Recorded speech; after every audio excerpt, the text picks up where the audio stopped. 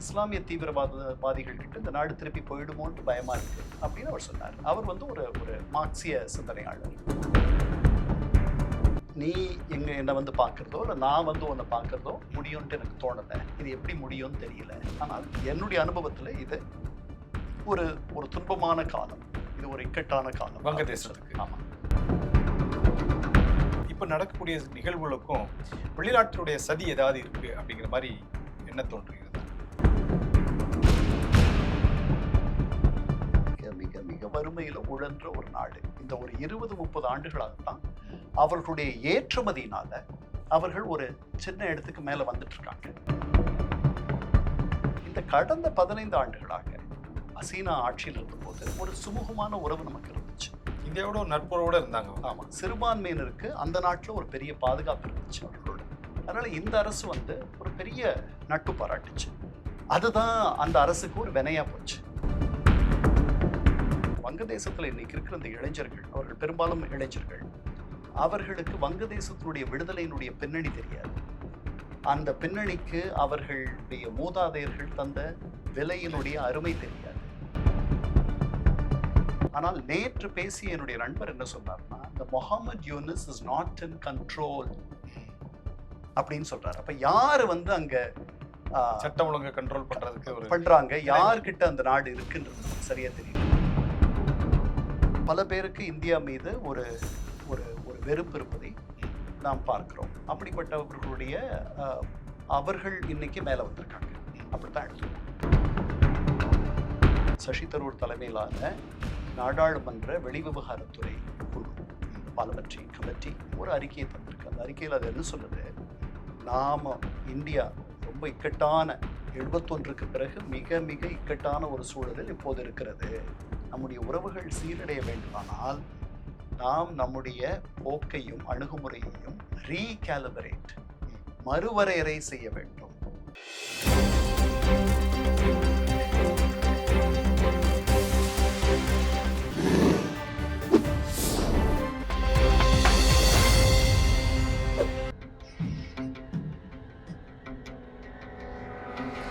தமிழ் அலை நேயர்களுக்கு வணக்கம். இன்றைய சந்திப்பில் நம்மோடு இணைந்திருப்பவர் ஐக்கிய நாடுகள் சபையின் முன்னாள் ஓய்வு பெற்ற அதிகாரி திரு கண்ணன் அவர்கள். வணக்கம் சார். வணக்கம் சார். பங்களாதேஷ்ல அவாமி லீக் கட்சியினுடைய முன்னாள் பிரதமர் ஷேக் ஹசீனாவுடைய ஆட்சி அகற்றப்பட்ட பிறகு இடைக்கால அரசு அமைச்சாங்க. இடைக்கால அரசுல வந்து முகமது யூனிஸ் அவர் வந்து பொறுப்பேற்று அந்த ஆட்சி நடத்திட்டு இருக்காரு. அடுத்த ஆண்டு வந்து பாராளுமன்றத்துக்கு தேர்தல் நடத்துவதற்காக அறிவிக்கப்பட்டுள்ளது. இதற்கிடையிலே இந்த பல்வேறு வன்முறை சம்பவங்கள் வந்து தொடர்ந்து அங்க சமீப காலமாக நடந்துட்டு இருக்கு. அதை பத்தி உங்களுடைய பார்வை என்ன சார்? கடந்த ஒரு வாரமாக 18 டிசம்பர்ல இருந்து பங்களாதேஷ் பற்றி எரியுதுன்னு சொல்லலாம். அந்த அளவுக்கு அங்க வந்து கொதி நிலையில் வங்கதேசத்து மக்கள் இருப்பதாக தெரிகிறது. அதற்கு காரணம் என்னன்னா, டிசம்பர் 12 அன்னைக்கு ஷெரீஃப் உஸ்மான் ஹாடி அப்படின்ற ஒரு இளைஞர் தலைவர், அவர் இந்த பிப்ரவரி 12 நடக்க போற தேர்தலில் ஒரு வேட்பாளர். அவர் ஒரு பள்ளிவாசல்ல இருந்து வெளியே வந்து அவர் பிரச்சாரம் பண்றதுக்காக வரார். அவருடைய தொகுதியில வரும்பொழுது முகமூடி அணிந்த ஒரு 3 பேர் பைக்ல வந்து அவரை படுகாயம் அடைகிற அளவுக்கு சுட்டுறாங்க. அது பெரிய கலவரத்தை உண்டாக்குது. அவர்கள் யாருன்னு தெரியல, அவர்களை இன்னும் கண்டுபிடிக்கல. இல்ல ஒரு பக்கம் அவர்கள் இந்தியாவிற்குள் தப்பி சென்றிருப்பார்கள் அப்படின்ட்டு நினைக்கிற சில பேர் இருக்காங்க. ஆனால் அதிகாரப்பூர்வமாக அந்த மாதிரி எந்த தகவலும் இல்லை. நாம் ரொம்ப கவனமா இருக்கணும் அப்படின்ட்டு வங்கதேச அரசு சொல்லுது. இந்த மாதிரி யூகங்களுக்கெல்லாம் நம்ம இடம் தரக்கூடாது. அவருக்கு வந்து ஒரு பெரிய வரவேற்பும், இந்த ஹசீனாவை கீழே இறக்கியதில் அவருக்கு ஒரு பெரிய பங்கு, ஒரு முக்கிய பங்காற்றியவர் அப்படின்னு சொல்லப்படுகிறார். அந்த அம்மாவுடைய ஆட்சி 15 ஆண்டு கால ஆட்சியை அவர் நடத்திய போராட்டங்கள்ல முடிவுக்கு கொண்டு வந்துட்டார். அப்போ அவர் படுகாயம் அடைந்த உடனே அவரை அங்கிருந்து மருத்துவ சிகிச்சைக்காக சிங்கப்பூருக்கு அழைச்சிட்டு போயிடுறாங்க. 6 நாட்கள் சிங்கப்பூரில் அவருக்கு மருத்துவ சிகிச்சை தரப்படுகிறது. 6வது நாள் அந்த சிகிச்சை பலனளிக்காமல் அவர் மறைஞ்சிடுறார். அவருடைய மறைவு செய்தியை யார் சொல்றாருன்னா, முகமது யூனிஸ், இடைக்கால அரசனுடைய சிறப்பு ஆலோசகர், அவருடைய சீஃப் அட்வைசர் தான் அவருடைய ஒபிஷியல் டைட்டில். அவர் இதை வந்து தேசிய தொலைக்காட்சியில ம். நான் உங்களுக்கு ஒரு ஒரு மிக துக்கமான செய்தியை பகிர போறேன். ம். அஹ், நம்மிடையே அவர் இல்ல, ம். அவர் ஒரு எழுச்சிமிக்க தலைவர் அப்படி இப்படின்லாம் சொல்லிட்டு ம். ஒரு வாரம் பங்களாதேஷ் துக்கம் அனுசரிக்கும்னு சொல்லிட்டார். இப்ப வங்கதேசத்தினுடைய கொடிகள் ஒரு ம். வாரமாக ம். 18 இருந்து ஒரு வார காலத்திற்கு அரை கம்பத்தில் பறக்கின்றன. உடனே அங்க அவர் இறந்துட்டார் என்ற செய்தி வந்து பெரிய கலவரங்களை உருவாக்கிடுச்சு. இதுல ஒரு ஹிந்து இளைஞரை ஆஹ், கொன்னு அவரை தலைகீழா தொங்க விட்டு அந்த உடலை அவர்கள் எரித்த காட்சியையும் ம். நம்ம எல்லாம் பார்த்தோம். இப்போ ஒரு ஒரு கொஞ்சம் பின்னாடி போகலாம். ம். இந்த தேர்தல் இந்த தேர்தல்ல அவாமி லீக் 2 பெரிய கட்சிகள் அங்க இருக்கு. அவாமி லீக் ஒரு கட்சி, பங்களாதேஷ் நேஷனல் பார்ட்டி அது அடுத்த கட்சி. இந்த 2 கட்சியில அவாமி லீக் ஷேக் ஹசீனாவுடைய கட்சி. ஷேக் ஹசீனா நம்ம கிட்ட தஞ்சை அடைஞ்சிருக்காங்க. ம். அந்த கட்சியை இந்த தேர்தலில் அந்த கட்சியை தடை பண்ணிட்டாங்க. அவங்க பங்கெடுத்துக்க முடியாது. ம். உடனே அந்த அம்மையார் அது வந்து அது இல்லாத நடக்கிற தேர்தல் வந்து ஒரு கேலி கூத்தாட்டம் ஜனநாயகம் கிடையாது அப்படிங்கிறாங்க. அப்படின்னு சொல்லியிருக்காங்க. ம். இதற்கு முன்பாக தடை செய்யப்பட்ட ஜமாத்தி இஸ்லாமி என்ற இஸ்லாமிய தீவிரவாத அமைப்பு ம். தடை நீக்கப்பட்டு இந்த தேர்தலில் அது பங்கு போட்டியிடலாம். பெறலாம் அப்படின்றது ஒரு ஒரு திருப்பம். ம். இப்ப யார் இந்த இந்த இந்த இந்த கொலையை செய்ததுன்றது நமக்கு தெரியாது. ம். இந்த அப்புறம் ஆனா இதுக்கு இடையில அங்கிருந்து வரக்கூடிய தகவல்கள்லாம் வந்து இந்தியாவினுடைய தூண்டுதலா இருக்குமோ? ஏன்னா இவர் வந்து இந்தியாவுடைய எதிர்ப்பு குரலா ஒலிக்கக்கூடியவர். ஹைதி சுட்டுக் கொல்லப்பட்ட ஹைதி வந்து இந்தியாவுடைய எதிர்ப்பு குரலா இருக்கக்கூடியவர். அதனால இந்தியாவுல இருந்து யாராவது செஞ்சிருக்கலாம் அப்படிங்கிற ஒரு அசம்ஷன் இருக்கு. ஹசீனா கீழே இறங்கி 15 மாதம் ஆச்சு இல்லையா? ம். போன போன ஆண்டு ஆகஸ்ட்ல அவர்கள் இங்க தஞ்சம் அடைஞ்சாங்க. ஆகஸ்ட் 5ன்னு நினைக்கிறேன் 2024. இவ்வளவு நாள் அவர் உயிரோட தான் இருந்தார். ம். இவ்வளவு நாள் இந்தியாவுக்கு எதிராக தான் பிரச்சாரம் பண்ணிட்டு தான் இருந்தார். ம். இந்தியாவுக்கு எதிராக அவர் பண்ண பிரச்சாரத்திற்கு பயனாகத்தானே ஹசீனாவுடைய அரசு கீழே விழுந்துச்சு. ம். இவ்வளவு நாள் 15 மாதங்களா, அதாவது நான் உங்களுக்கு ஏதாவது கெடுதல் பண்ணணும் இல்ல உங்களை நான் அடக்கணும்னு நினைச்சேன்னா இன்னைக்கு எதுக்கு நான் அடக்கணும்? அது தேர்தல் அறிவிச்ச பிறகு ம். அதற்கு முன்னாடியே பண்ணியிருந்திருக்கலாமே. ம். அதனால அதெல்லாம் அந்த மாதிரி இந்தியா மீது அவர்களுக்கு ஒரு பெரிய ஒரு சாராருக்கு ஒரு பெரிய வெறுப்பும் ஒரு காழ்ப்புணர்வும் இருக்கு. அது அதுக்கு என்ன காரணம் சொல்ல முடியும்? ஒரு ஒரு மத தீவிரவாதத்தை தவிர வேற என்ன சொல்ல முடியும்? ம். அந்த மாதிரி இருக்கு. சில பேர் அந்த பழைய நினைப்புல பாகிஸ்தான்ல இருந்து பிரிஞ்சே வந்திருக்க கூடாதுன்னு நினைக்கிற ஒரு ஒரு கூட்டமும் இருக்காங்க. ம். இந்த மாதிரி சூழல்ல அது இருக்கு. நேற்று என்னோட வேலை பார்த்த வங்கதேச சக அதிகாரி, அவரும் ஓய்வு பெற்றவர். அவர் நேத்து எனக்கு டாக்கால இருந்து ஃபோன் செஞ்சார். ம். அவர் சொன்னார், "this country is going to dogs." ம். இது ரொம்ப சீரழிஞ்சு போயிட்டு இருக்கு இந்த நாடு. ம். இஸ்லாமிய தீவிரவாதிகள் கிட்ட இந்த நாடு திருப்பி போயிடுமோன்ட்டு பயமா இருக்கு அப்படின்னு அவர் சொன்னார். அவர் வந்து ஒரு ஒரு மார்க்சிய சிந்தனையாளர். அவரே இப்படி பதட்டப்படுகிறார். என்னோட 10 ஆண்டுகள் நாங்கெல்லாம் ஒண்ணா வேலை பார்த்தவர். ம்.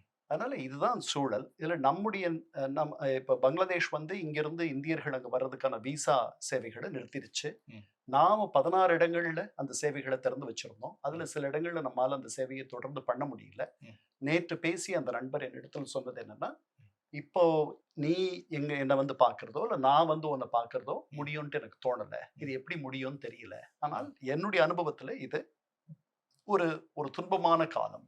இது ஒரு இக்கட்டான காலம். வங்கதேசத்துக்கு. ஆமா. இதுதான் பின்னணி. Okay sir. இப்போ இந்த பங்களாதேஷ்ல நடக்கக்கூடிய, அதாவது முன்பு ஷேக் ஹசீனா வந்து ஆட்சி அகற்றப்பட்டதும், அதுக்கப்புறம் முகமது யூனிஸ் வந்து உடைய ஆட்சி பொறுப்பேற்றதும், இப்ப நடக்கக்கூடிய நிகழ்வுகளுக்கும் வெளிநாட்டினுடைய சதி ஏதாவது இருக்கு அப்படிங்கிற மாதிரி என்ன தோன்றுகிறதா? எனக்கு அப்படி தோணல. அதாவது வங்கதேசம் ஒரு 17 கோடி மக்கள் உள்ள ஒரு நாடு.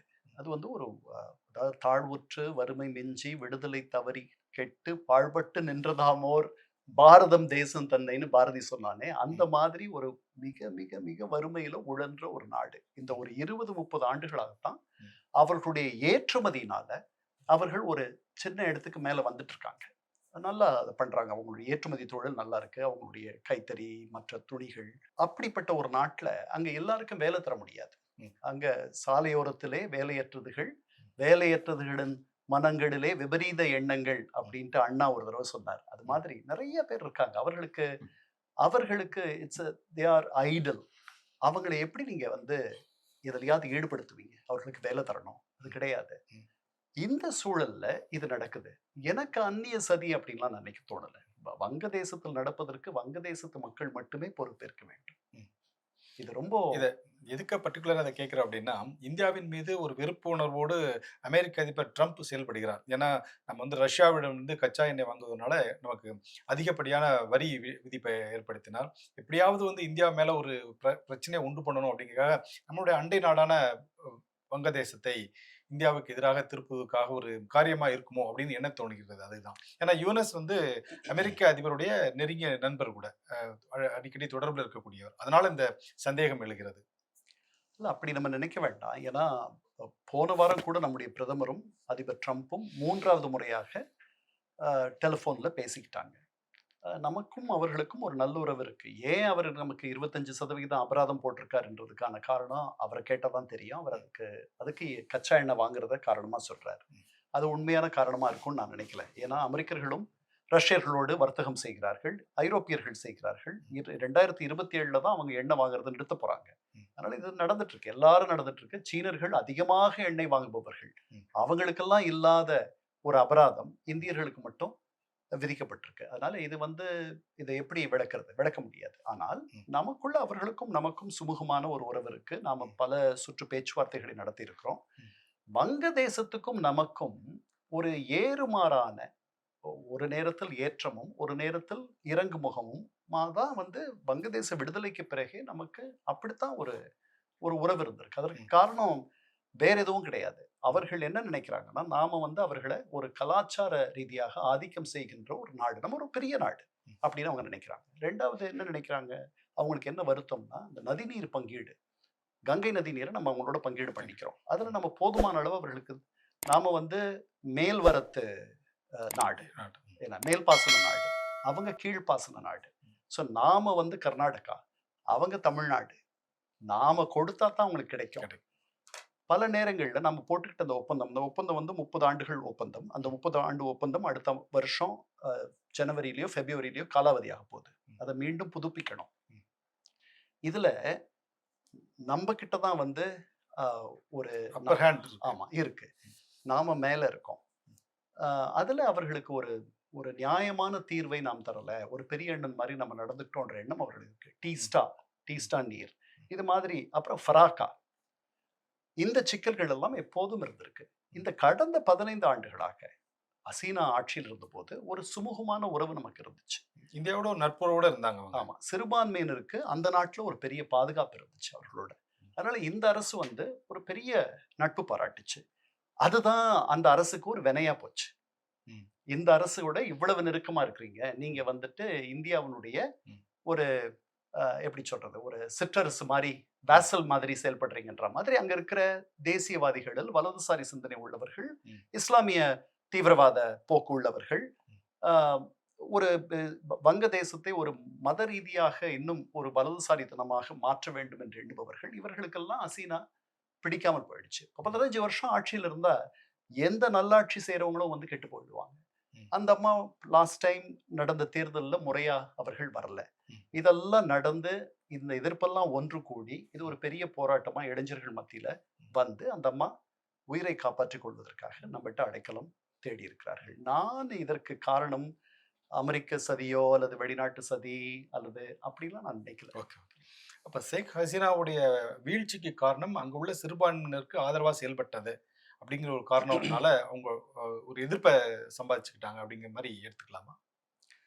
அது ஒரு அளவுக்கு. அதாவது அவர்கள் வந்து ஒரு செக்குலர் மதச்சார்பற்ற ஒரு நாட்டை அவர்கள் தந்தார்கள் ஒரு 15 ஆண்டுகளா. அதுல இஸ்லாமிய தீவிரவாதிகள் பலரை அவர்களுக்கு தூக்கு தண்டனை விதிக்கப்பட்டது. அந்த பழைய அவங்க தந்தையாரை கொன்றவர்கள் அந்த சதி வழக்கில்.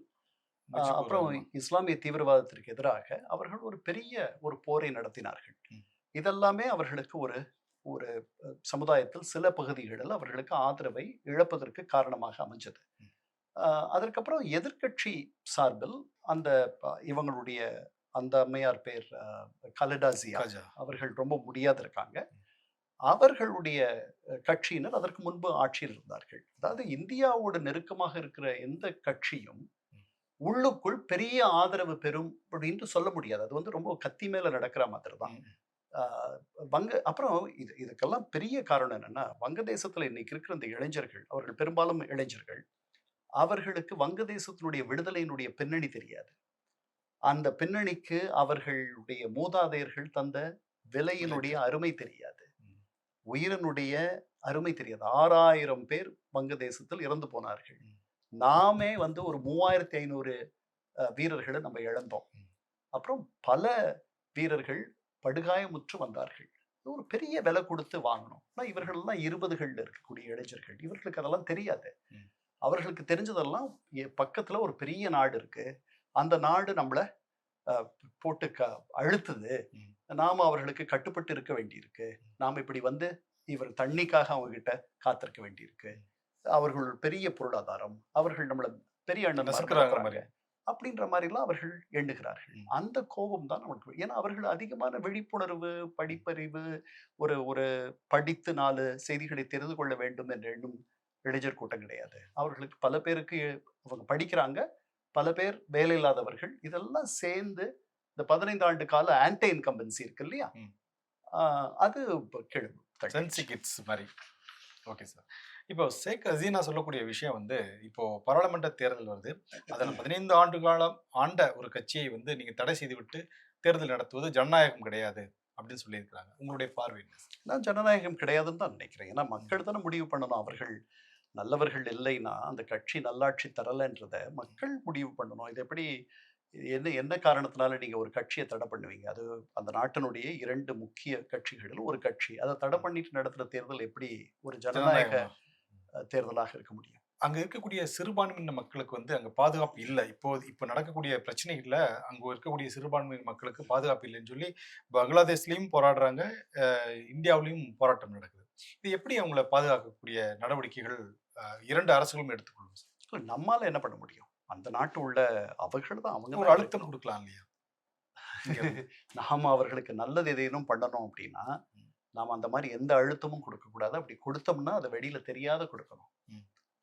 வெளியில தெரிஞ்சதுன்னா, ம். இவர்கள் வங்கதேசத்து பிரஜைகள். அவங்க இந்துக்கள். நீங்க இந்தியா வந்து இந்துக்களுடைய அ சார்பான நாடா? ம். அப்படின்ற கேள்வி எழும். ம். அவர்களுக்கு மேலும் தான் ஆபத்து வரும். ம். அதாவது நீங்க இப்படி யோசித்து பாருங்க. ம். பெங்களூர்ல நீங்க ஒரு தமிழ் கட்சி ஆரம்பிக்கிறீங்க. தமிழர்களுக்காக தமிழை முன்னிறுத்தி ஒரு கட்சி ஆரம்பிக்கிறீங்க. நீங்க தமிழர்களுக்கு நல்லது செய்றீங்களா? கெட்டது செய்றீங்களா? ம். நான் நினைக்கிறேன் நீங்க கெட்டது பண்றீங்க. ம். அந்த ஊர்ல ஒரு பல தலைமுறைகளாக வாழ்ற தமிழர்கள், ம். அவர்களோடு இணைந்து, ம். அவர்கள் அவர்களோடு ஒன்றாகி ம். அ இருக்கணுமே ஒழிய, அங்க போயிட்டு இப்ப ம். இப்ப இந்த தமிழ் உணர்வோடு நான் வெளியிலயும் தமிழன் தான், வீட்டுள்ளேயும் தமிழன் தான் அப்படின்னு வாழ்றது அவர்களுடைய வருங்காலத்திற்கோ, அவருடைய குழந்தைகளுடைய எதிர்காலத்திற்கோ அது நல்லது கிடையாது. அது மாதிரி இங்க இருந்து இவர்கள் இந்தியாவினுடைய ஆதரவில் அவர்களுக்கு பாதுகாப்பு கிடைக்குன்ற ஒரு நிலைமை அவர்களுக்கு இருக்குமானால், ம். அது இன்னும் அவர்களுக்கு துன்பத்தை தான் தரும். ம். அ இங்க பாருங்க, ஒரு 25 இளைஞர்கள், ம். ஒரு கூட்டம் இங்க இருக்கிற வங்கதேசத்தினுடைய தூதரகம் முன்பாக ம். நின்னு ஆர்ப்பாட்டம் பண்ணுது. உடனே அவர்கள் அங்கிருந்து சொல்றாங்க, "எங்களுடைய தூதரகத்துக்கு பாதுகாப்பு இல்ல. ம். நீங்க இத அனுமதிக்கக் கூடாது." அது அங்க அந்த இந்து இளைஞர் இறந்த பிறகு ம். நடந்த இது. ம். இப்போ இந்த தூதரக வளாகம் இருக்குல்ல, ம். ஆன்க்ளேவ், ம். அது மிகுந்த பாதுகாப்புக்கு உள்ளாக்கப்பட்டிருக்கு. நீங்க ம். டெல்லி போனீங்கன்னா தெரியும். ம். ம். எந்த நாட்டுக்கு போனாலும் ம். தூதரகங்கள் இருக்கிற இடத்துல நீங்க ம். உள்ள நினைச்ச உடனே போயிட போயிட முடியாது. முடியாது. ம். உடனே இங்கிருந்து நம்முடைய அங்க இந்த செய்தியெல்லாம் அங்க முகமது யூனுஸ் அவர அவர அ அ ஒழிக இந்த ம். மாதிரிலாம் கோஷம் கோஷ். சொன்னதா அங்க இருக்கிற பத்திரிகைகள் எழுதுறாங்க. அப்படியெல்லாம் எதுவும் நடக்கல. ஒரு 20, 25 பேர் ம். வந்து கூடுனாங்க. ம். அவங்க கலைஞ்சு போயிட்டாங்க. நாங்க வந்துட்டு பாதுகாப்புக்கு உங்களுடைய தூதரகத்துக்கு எந்த ம். குந்தகமும் வரல. ம். அது அமைதியாக நாங்க அனுப்பிட்டோம் அவங்கள அப்படின்லாம் நம்ப ம். நம்ப வந்து ஒரு நம்ப சொன்னோம். அதுக்கு அங்கருந்து என்ன சொல்றாங்க, ம். இது அவ்வளவு சிம்பிள் கிடையாது. இது ரொம்ப சாதாரணமா. ம். கடந்து போக முடியாது. ஆமா. முதல்ல அங்க அந்த 20, 25 பேர் வந்திருக்க கூடாது. ம். ஏன்னா அது வந்து ஒரு ஹை செக்யூரிட்டி ஜோன். ம். அத மீறி இவங்க வராங்க அப்படின்னா, ம். இவர்களை நீங்கள் அனுமதித்திருக்கிறீர்கள் என்று அர்த்தம். ம். நீங்க உங்களுடைய பதில் வந்து ரொம்ப பொறுப்பற்றதா இருக்கு. ம். ஒரு பெரிய விஷயத்த நீங்க வந்து சாதாரணமா கம்பளத்துல கடந்து போறீங்க. மறைக்கிற மாரி இருக்கு அப்படின்னு சொல்றாங்க. எனக்கும் அப்படிதான் தோணுது. நாம இன்னும் கூட நாம நம்முடைய தூதரகத்திற்கும், துணை தூதரகங்களுக்கும் ம். பாதுகாப்பு தேடுறோம் அப்படின்னும் பொழுது, அதேதான். எப்பவுமே இரு நாட்டு உறவுல வந்து பரஸ்பரம் எப்படி நான் எப்படி உங்களை நடத்துறேனோ அது மாதிரி தான் நீங்க என்ன நடத்துவீங்க. ம். அதுதான் முறையும் கூட. ம். அதனால அது நடந்திருக்க கூடாது. அப்போ அங்க இருக்கக்கூடிய சிறுபான்மையினருக்கு பாதுகாப்பு என்பது நாம் யாருக்கும் தெரியாமல் மறைமுகமாக ம். தனிப்பட்ட முறையில் வேண்டுகோள் விடுக்கலாம். வெளியில வந்து நாம இது தொடர்பா நிறைய பேசுறது கூட எனக்கு தெரிஞ்சு அவர்களுக்கு மேலும் சிக்கலை தான் உண்டாக்கும்னு நான் நினைக்கிறேன். அமெரிக்கா பேசலாம். ம். மேலை நாடுகள் பேசலாம். அவர்கள் பேச பேச ஆரம்பிச்சுட்டாங்க. ஆமா. முகமது யூனஸ் கூட இன்னைக்கு பேசியிருக்காருன்னு ஆமா. சொல்லி தகவல் வந்திருக்கு. இன்னைக்கு வந்து ட்ரம்ப் உடைய சிறப்பு தூதர், அவர் தான் இந்தியாவுடைய தூதரும் கூட, சர்ஜியோ கோர்னு பேரு. ம். அவர் வந்து தென் ஆசியாவுக்கும் மத்திய ஆசியாவுக்கும் அவர் சிறப்பு தூதர். இந்திய தூதரா இருக்கிறதுக்கு அதோட சேர்த்து கூட இந்த பணிகள் அவருக்கு தந்திருக்காரு ட்ரம்ப். ம். அவரோட இன்னைக்கு முகமது யூனஸ் ஒரு 1/2 மணி நேரம் டெலிஃபோன்ல பேசியிருக்காரு. ம். என்ன பேசினாங்கன்றது சரியா தெரியல. ம். என்ன நடக்குதுன்றத அவங்க பேசியிருப்பாங்க, என்ன மாதிரி இருக்குன்ட்டு. ஆனால் நேற்று பேசிய என்னுடைய நண்பர் என்ன சொன்னார்னா, இந்த Muhammad Yunus is not in control ம். அப்படின்னு சொல்றாரு. அப்ப யாரு வந்து அங்க சட்டம் ஒழுங்கை கண்ட்ரோல் பண்றதுக்கு ஒரு பண்றாங்க, யார்கிட்ட அந்த நாடு இருக்குன்றது நமக்கு சரியா தெரியல. அவர் வந்து ஒரு ஒரு ஒரு ஃபிகர் ஹெட் மாதிரி, ம். ஒரு ஒரு பொம்மை மாதிரி தான் இருக்க மாதிரி தெரியுது. ம். So we have to wait to see. Okay sir. அதான் சார் 2 பத்திரிகை அலுவலகங்களை வந்து தீயிட்டு கொளுத்திருக்காங்க. ஒரு வீட்டுக்குள்ள போய் வீடெல்லாம் லாக் பண்ணிட்டு அங்க உள்ள அந்த வீடை வந்து நெருப்பு வச்சு பத்த வச்சிருக்காங்க. ஒரு 7 வயது குழந்தை கூட இறந்து போச்சு. 2 சகோதரிகள் பெரும் காயங்கள் ஏற்பட்டு மருத்துவமனையில் அனுமதிக்கப்பட்டிருக்காங்க. இந்த மாதிரியான வன்முறை சம்பவங்கள் நடக்கிறது வந்து அந்த தேர்தலை நிறுத்துவதற்காக நடக்கக்கூடியது அப்படின்னு எடுத்துக்கலாமா? February 12 தேர்தல். அந்த தேர்தல் நிற்பதனால் யாருக்கு என்ன லாபம்? அதை நம்ம பார்க்கணும். அந்த தேர்தல், அதாவது இந்த தேர்தல் ஒரு புதிய ஒரு தலைமையை கொண்டு வரப்போகுது. இந்த போராட்டத்தில் ஈடுபட்ட பல பேர் அந்த அந்த இடத்துக்கு வரணும்ட்டு ஆசைப்படுறவங்க இருக்காங்க. அதுல முதல்மே இருந்து வந்து ஹைதிங்கிறவர் இருந்தாரு. அவர்தான். அவர் கொல்லப்பட்டு ஆமா. பட்டார். ஸோ அதுக்கப்புறம் தான் இந்த போராட்டம் எல்லாம் வெடிக்குது இல்லையா? அவர் இறந்துட்டார் என்ற செய்தி வந்து ஒரு பெரிய கலவரமாக நேற்று கூட ஒரு காங்கிரஸ் தேசியவாத காங்கிரஸ் கட்சியினுடைய அவரை துறைச்சங்கத்தை சேர்ந்தவர் சுட்டிருக்காங்க. அவர் தப்பிச்சிட்டார். ம். அவருக்கு பெரிய காயம் காயம் இல்லாம தப்பிச்சிட்டார். அவர் தலையை உரசிட்டு போயிட்டு இருக்கு ம். அந்த குண்டு. ஆம், நம்ம இந்த தெற்காசிய சூழல்ல உங்களுக்கு வந்து வன்முறை என்பது தேர்தல்களில் ஒரு ஒரு அத்தியாவசிய ஒரு செய்தி மாதிரி பல இடங்கள்ல நம்ம பார்க்கிறோம் இப்போ. ஆனா நான் இத I won't treat too much. ஏன்னா இதுல இந்த தேர்தலை நிறுத்துவதனால் யாருக்கு என்ன லாபம்னு நினைக்கிறீங்களா? ஒருவேளை ராணுவம் தொடர்ந்து முகமது யூனஸ் பின்னாடி ம். அவரை ஒரு பொம்மையாக ஆட்டி வைக்கலாம், அதனால அவர்களுக்கு இந்த தேர்தல் நடத்தக்கூடாதுன்னு நினைக்கிறாங்க. அவங்க இவ்வளவெல்லாம் சிரமப்பட வேண்டிய இப்படி இப்படி சுத்தி காதெல்லாம் தொட வேண்டிய அவசியமெல்லாம் இல்லை அவர்களுக்கு. அவர்கள் தேர்தல் நடத்த வேண்டாம்னு முடிவு பண்ணாங்கன்னா, ஏன்னா அங்க பல ஆண்டுகள் சர்வாதிகாரம் ஆட்சி பண்ண இடம் தான் அது. ம். அதனால அதெல்லாம் பண்ண முடியும். நான் அப்படி நினைக்கல. நான் நினைக்கிறேன் இது, அதாவது நிறைய அங்க இருக்கிற இளைஞர்களுக்கு வேலை வாய்ப்புகள் கிடையாது. ம். ஒரு 15 ஆண்டு ஆட்சி காலத்தில் சில பேர் மட்டுமே வளம் பெற்றார்கள். அந்த நாட்டினுடைய ஒரு சில பகுதிகள் மட்டுமே வளம் பெற்றன. எல்லாரையும் உள்ளடக்கிய ஒரு வளர்ச்சி என்பது வர்றதுக்கு இன்னும் நிறைய நாள் ஆகும். அதனுடைய வெளிப்பாடுன்னு தான் நான் நினைக்கிறேன். ஒரு ஈஸி டார்கெட் இந்தியா. இங்க எதுவும் சரியில்லைன்னா பக்கத்து வீட்டுக்காரன் தான் சரியில்லைன்னு சொல்றது மனித இயல்பு.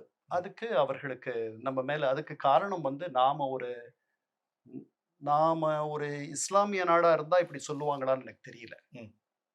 நாம ஒரு பெரும்பான்மையான இந்துக்கள் இருக்கக்கூடிய ஒரு நாடுன்றதுனால அப்படி நினைக்கிறாங்களா என்னன்னு எனக்கு சரியா தெரியல. பட் பல பேருக்கு இந்தியா மீது ஒரு ஒரு ஒரு வெறுப்பு இருப்பதை நாம் பார்க்கிறோம். அப்படிப்பட்டவர்களுடைய அவர்கள் இன்னைக்கு மேல வந்திருக்காங்க. அப்படித்தான் எடுத்துக்கணும். Okay sir. என்னுடைய இறுதியான ஒரு கேள்வி சார். இப்போ வங்காளதேசத்தில் நடக்கக்கூடிய இந்த ஆர்ப்பாட்டம், போராட்டம், சிறுபான்மையினர் மீது தாக்குதல் இதெல்லாமே வந்து இந்தியாவை ஏதாவது பாதிக்கிறதுக்கான வாய்ப்புகள் இருக்கா சார்? இல்ல நேரடியாகவோ மறைமுகமாகவோ? இல்ல, முதல்ல வந்து நம்முடைய உறவு ரொம்ப கீழ்நிலையில இருக்கு.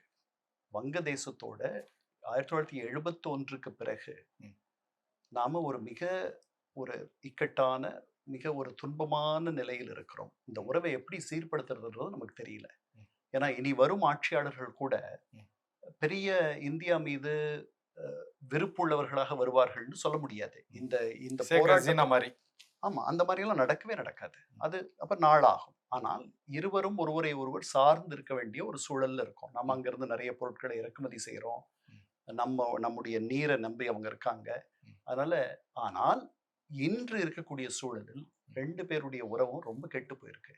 முந்தா நாளு சசி தரூர் தலைமையிலான நாடாளுமன்ற வெளிவிவகாரத்துறை குழு, ம். இந்த பார்லிமென்டரி கமிட்டி ம். ஒரு அறிக்கையை தந்திருக்கு. அந்த அறிக்கையில அது என்ன சொல்லுது? நாம இந்தியா ரொம்ப இக்கட்டான 71க்கு பிறகு மிக மிக இக்கட்டான ஒரு சூழலில் இப்போது இருக்கிறது.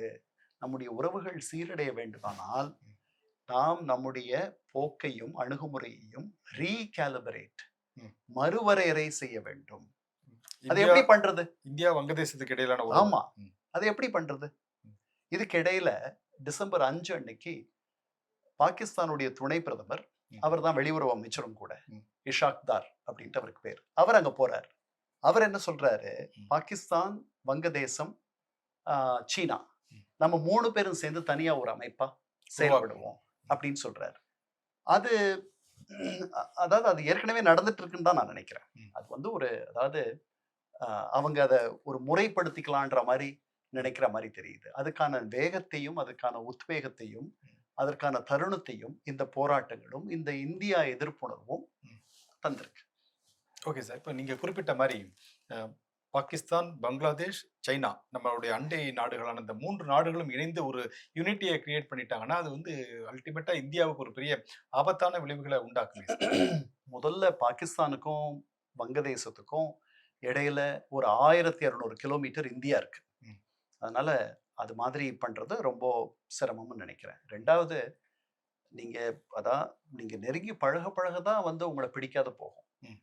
தொலைவில இருக்க வரைக்கும் பிடிக்கத்தான் செய்யும். ம். என்ன ஃபெமிலியாரிட்டி பிரீட்ஸ் கன்டெம்ப்ட் ம். அப்படின்ட்டு ஆங்கிலத்துல ஒரு பழமொழி உண்டு. ம். ரொம்ப ஒருத்தர தெரிஞ்சுக்கிட்டீங்கன்னா, அவர பிடிக்காத போயிடும் அப்படின்ட்டு. ம். அப்புறம் இங்க பக்கத்துல இருக்கிற இந்தியாவ விட்டுட்டு, நீங்க போய் சீனாவோட அவர்களுக்கு நல்ல உறவு இருக்கு. நம்முடைய அண்டை நாடுகள் அத்தன பேரும் சீனாவோட நல்ல உறவு வச்சிருக்காங்க. ம்.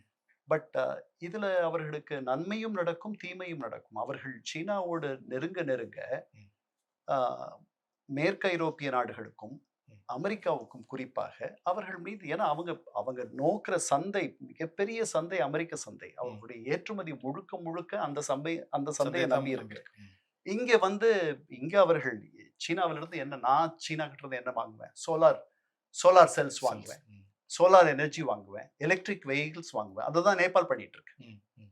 நேபாள்ல ஓடக்கூடிய பல அ அ வாகனங்கள்ல ம். பெரும்பாலான வாகனங்கள் வந்து எலக்ட்ரிக் வெஹிக்கிள்ஸ். அவர்கள ஒரு பெரிய சலுகை விலையில அந்த நாடு அத சைனா வந்து மேக். ஆமா எல்லாமே சீனா தான். ம். அங்கிருந்து வருது. அங்க பெரும்பாலான அ வாகனங்கள் அந்த மாதிரி.